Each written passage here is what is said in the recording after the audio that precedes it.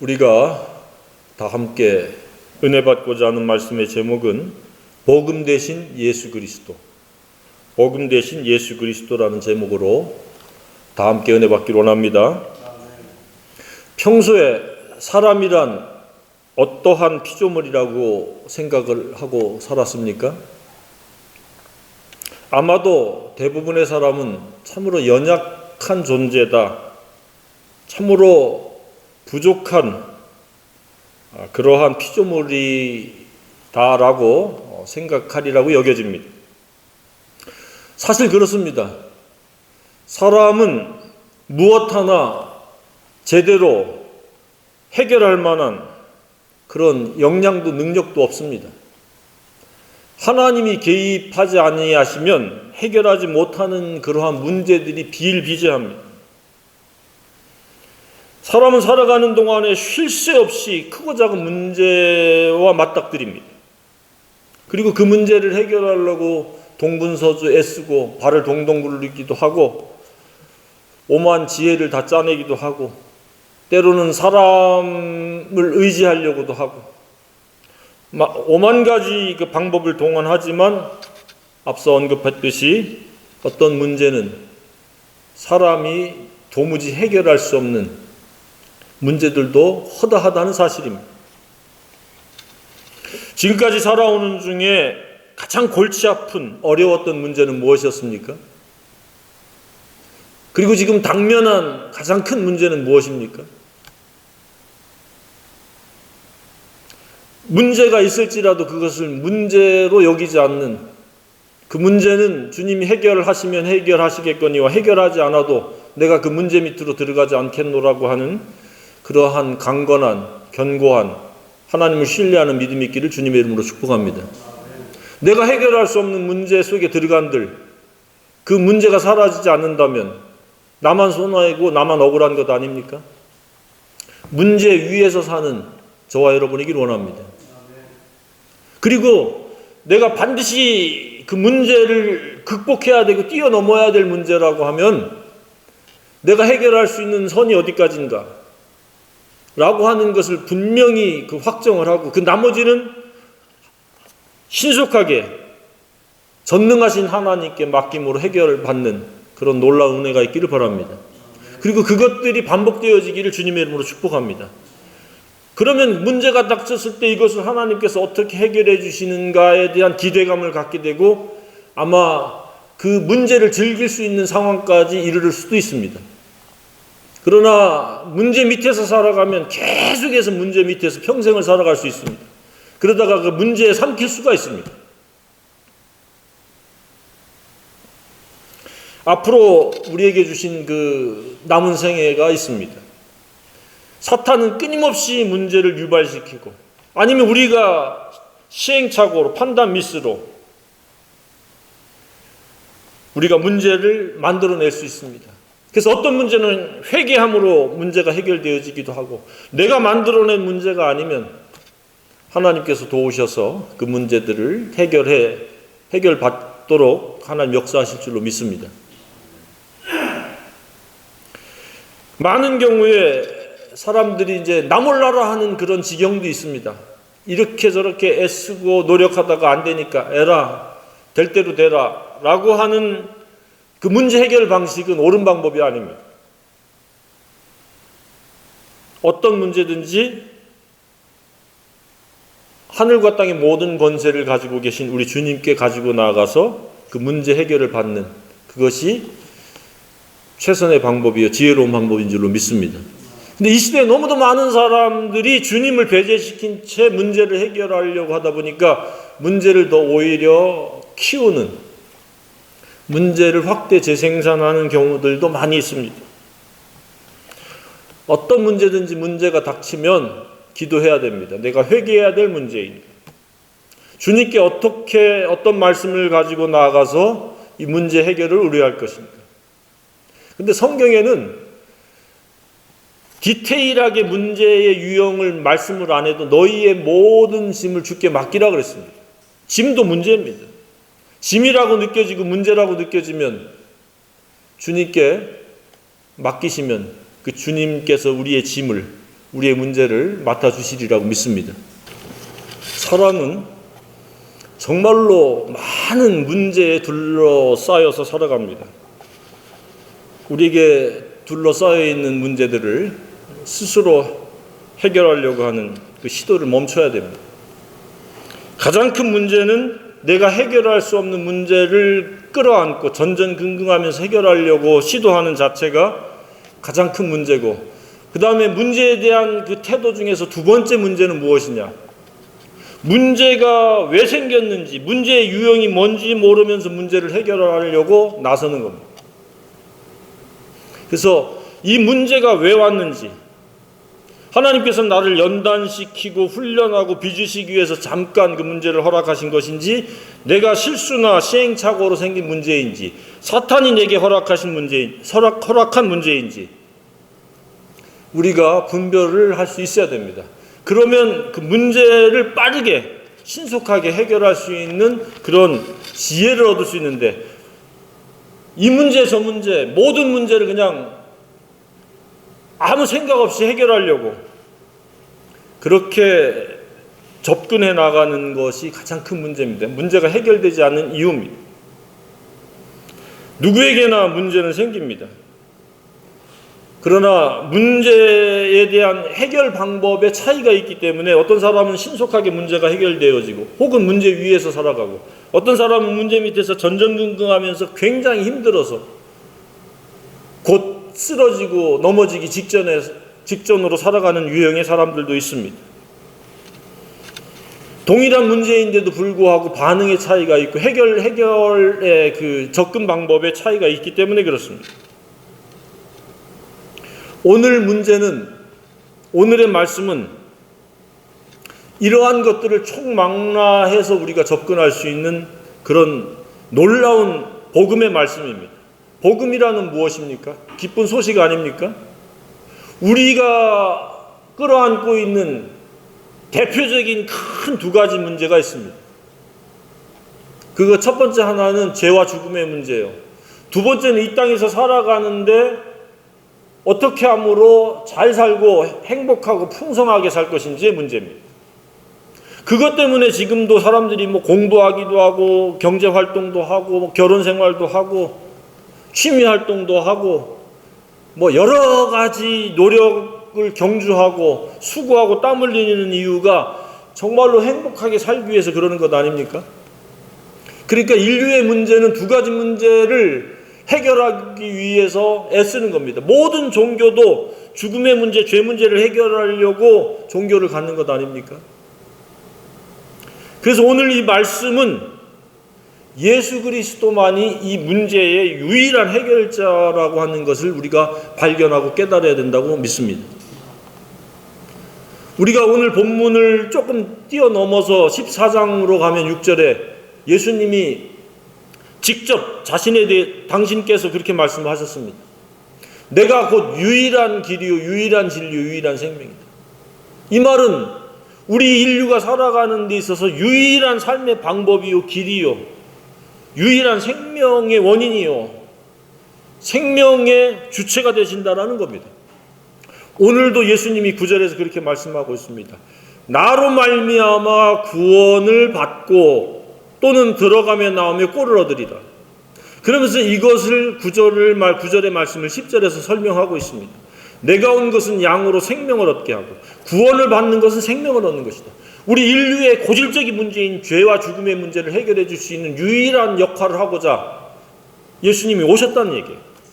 근데 그것뿐만이 아니라 그 다음에 무슨 구절이 있어요?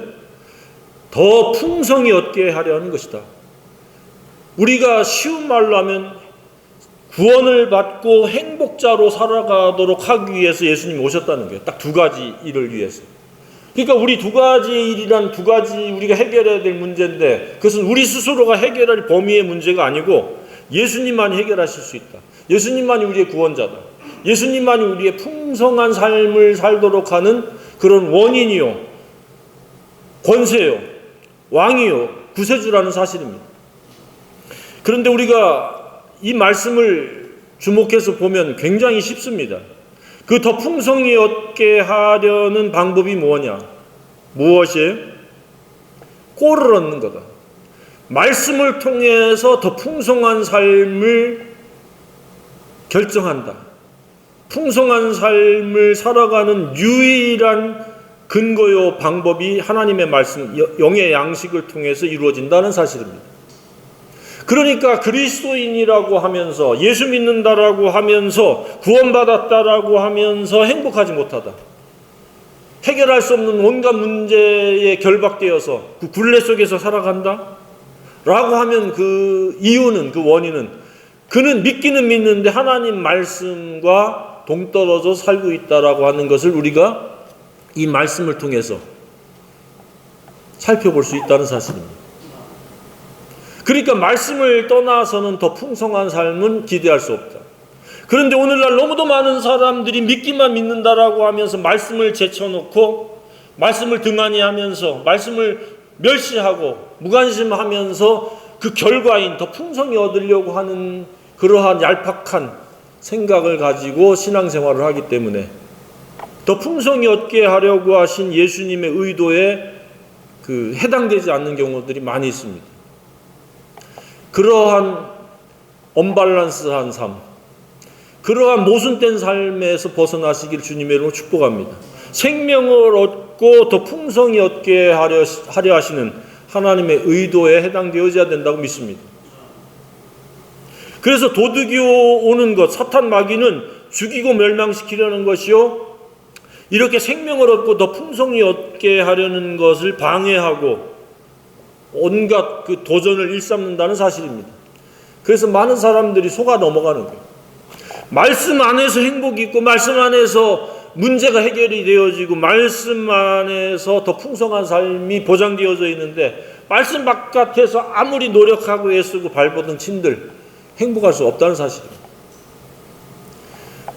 예수님이 복음 되시는 이유는 우리에게 생명을 주시는 것이요, 이렇게 더 풍성히 얻게 하려 하시는 것이라는 것을 오늘 확정할 수 있기를 바랍니다.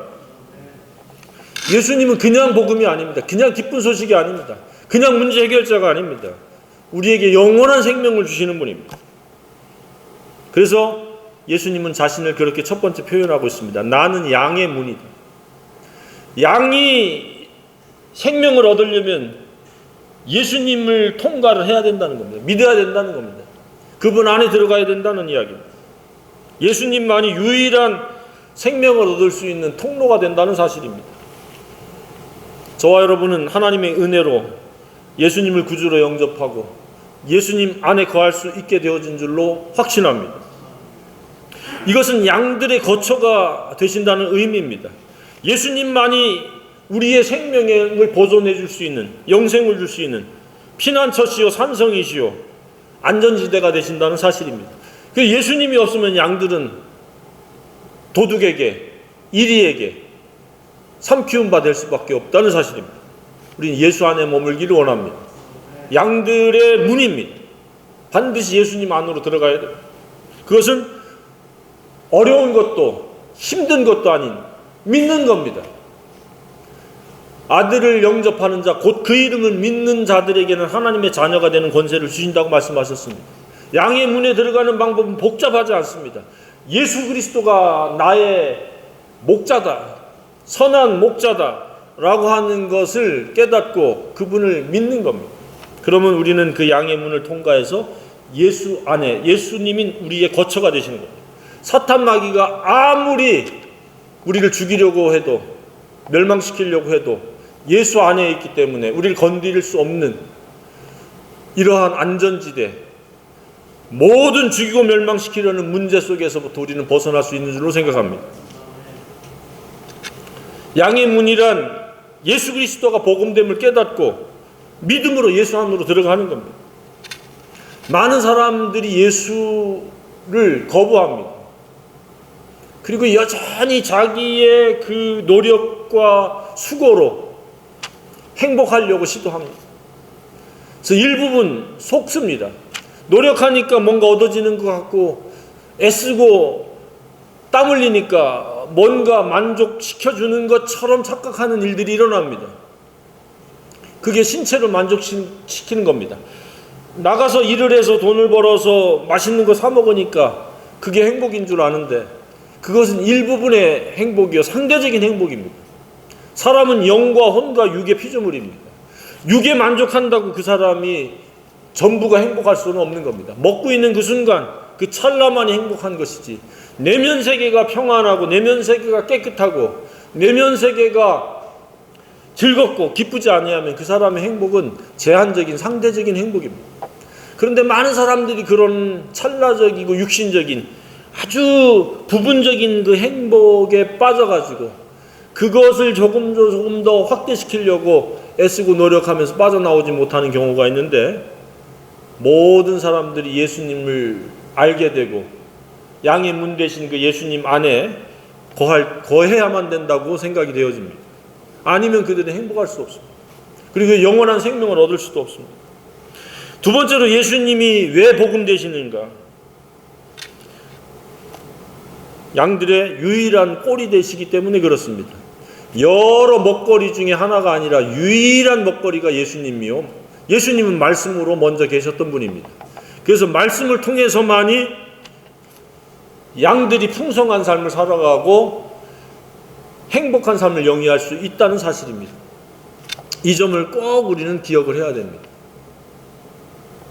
그래서 풍성한 삶의 키워드는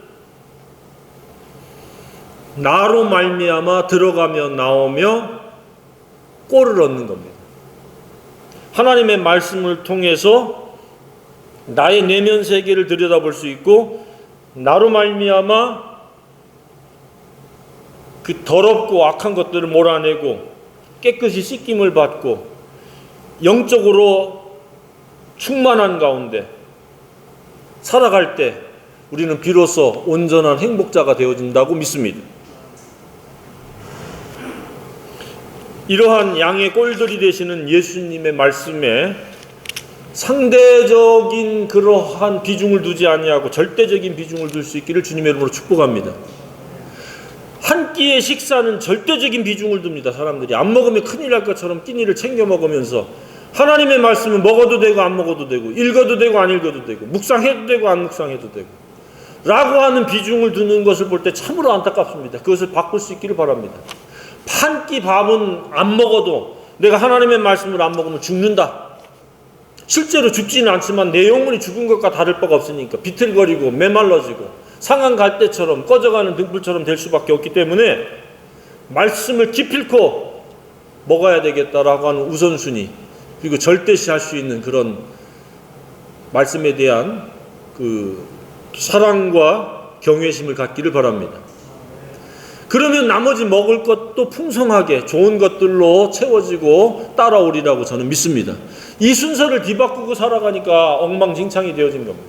어떨 때는 기쁜 것 같다고 어떨 때는 그렇지 않은 것 같다. 말씀이 내 생각체계를 이끌어가고 내 생각체계가 되도록 하는 그런 기회를 제공해야 할 때 하나님께서는 말씀을 통해서 내 생각을 지키시는 거예요. 불량한 생각, 비정상적인 생각, 불의한 생각, 악한 생각들을 몰아내시고 우리가 긍정의 생각, 올바른 생각, 따뜻한 생각, 사랑의 생각을 갖고 살아가게 하기 때문에 우리는 평안할 수밖에 없고 누군가와 화목할 수밖에 없고, 그리고 크고 작은 문제가 밀려와도 그 문제 밑으로 빠져들어가지 않고 담담할 수 있고 초연할 수 있게 되어지는 줄로 믿습니다. 왜? 내 속에서 말씀이 나를 이끌어가기 때문에. 폭풍이 몰려와도 말씀이시요 하늘과 땅의 모든 권세를 가지신 예수 그리스도께서 나의 보호자 되시기 때문에 환경이, 상황이, 형편이, 사탄이, 사람들이 나를 어쩌지 못한다라고 하는 굳건한 확신을 갖게 되기 때문에 담담할 수 있고 담대할 수 있고 평안할 수 있는 줄로 믿습니다.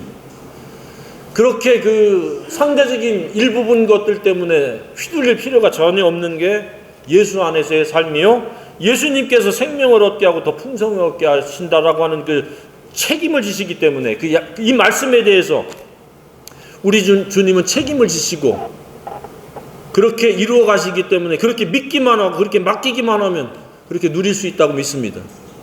근데 제가 생각할 때는 너무도 많은 사람들이 예수에 관해서만 이해하고 수긍하고 실제 풍성한 삶과는 동떨어져 있는 경우가 너무 많습니다.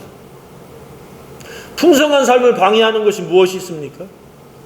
고민하는 것, 염려하는 것, 두려워하는 것, 걱정하는 것, 불평, 불만을 갖는 것, 비교의식 속에서 열등감을 갖는 것, 안절부절 못하는 것,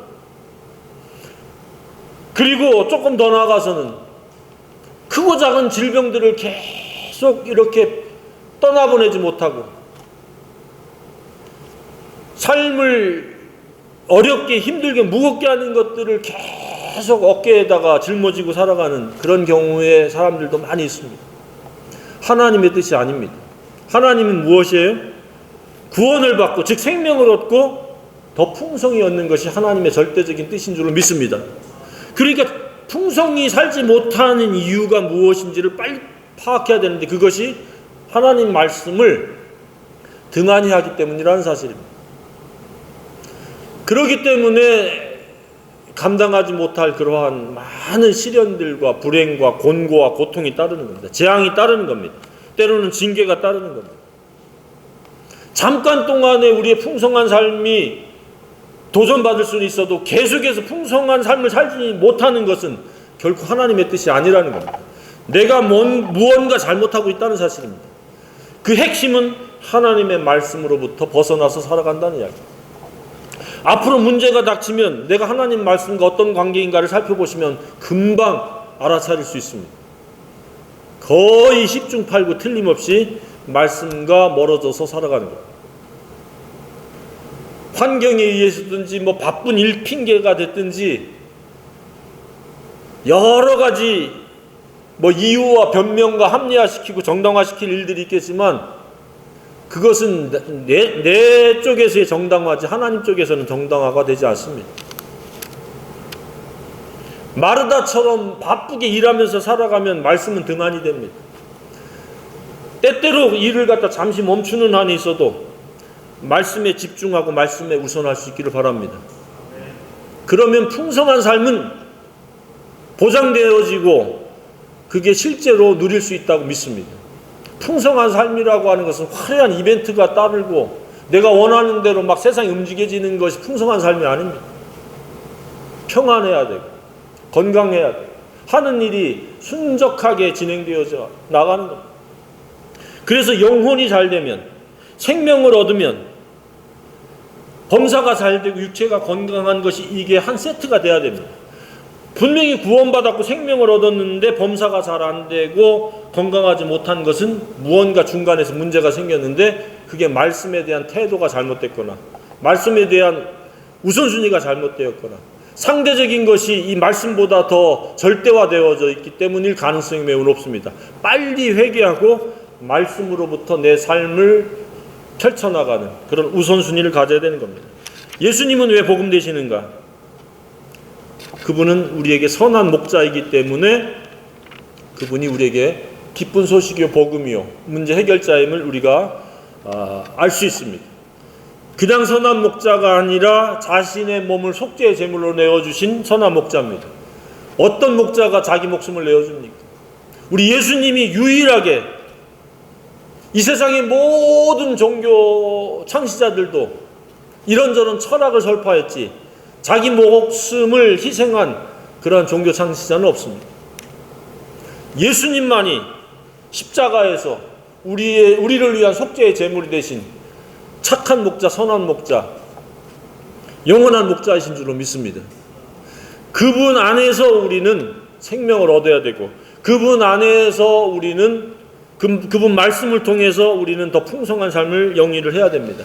그렇지 않고서는 이 세상에서는 그 어떠한 방법, 어떠한 노력을 경주해도 행복할 수 없다라고 하는 사실을 깨달아야 됩니다.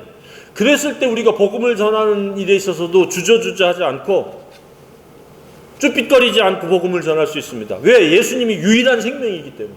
예수님만이 우리를 더 풍성하게 할 수 있는 유일한 분이요 그 말씀만이 우리를 영원한 행복자로 우리를 세워주고 살아가도록 은혜를 베풀기 때문에 그렇습니다.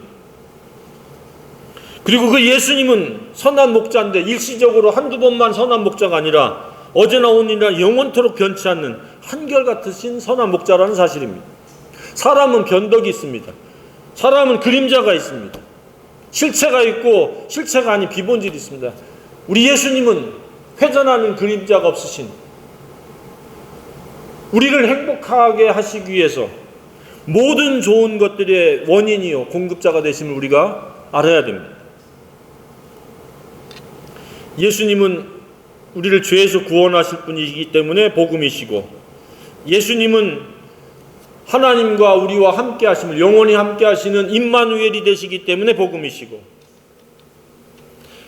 예수님은 하늘과 땅의 모든 권세를 가져서 불행하게 하는 것, 곤고하게 하는 것, 고통의 문제를 해결하시기 때문에 우리에게 복음이시고, 예수님은 우리를 고아와 같이 버려두지 아니하시고 보호하시고 평안을 주시고 담대하게 하시고 모든 상황과 형편을 초월해서 살아가도록 하시기 때문에 복음입니다. 예수님은 유일한 길과 진리와 생명이시기 때문에 복음입니다. 우리의 죄와 죽음의 문제를 해결하시고 우리를 행복하도록 이끄시는 분이기 때문에 진정한 기쁜 소식의 복음 되시는 분이 예수님이라고 믿습니다. 이 예수님을 알게 하고 믿게 하신 우리 주님을 찬양합니다. 아무나 누구나 믿는 것이 아닌데 저와 여러분들은 이미 예수님이 나의 목자요, 나를 위해서 죽으시고 부활하신 분임을 알게 됐고 믿게 된 것을 너무도 감사합니다. 그래서 우리가 살아가면서 곤고하고 힘들 때 나는 예수 그리스도, 목자 되신 예수 그리스도, 나를 구원하신 그 예수로 만족하고 기뻐할 수 있다면 여러분들은 그 누구도 건드릴 수 없는, 흔들 수 없는 그런 꾸준한 행복자로 살아갈 수 있으리라고 믿습니다.